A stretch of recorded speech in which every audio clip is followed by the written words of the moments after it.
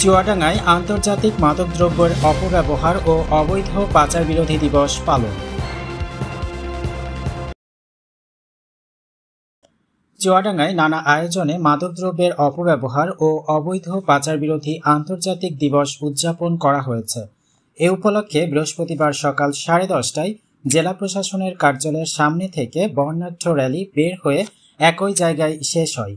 পরে জেলা প্রশাসকের সম্মেলন কক্ষে জেলা প্রশাসনের আয়োজনে ও মাদকদ্রব্য নিয়ন্ত্রণ অধিদপ্তরের সহযোগিতায় আলোচনা সভায় অতিরিক্ত জেলা প্রশাসক নয়ন কুমার রাজবংশীয়র সভাপতিত্বে প্রধান অতিথি ছিলেন জেলা প্রশাসক জহিরুল ইসলাম।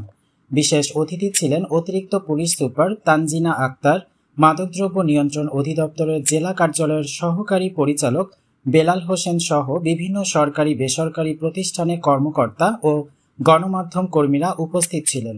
এদিকে আলোচনা সভায় অপব্যবহার ও অবৈধ পাচার বিরোধী বিভিন্ন সুফল কুফল এর পাশাপাশি জেলার মাদকের অপব্যবহার ও অবৈধ পাচার রোধে মতামত তোলে।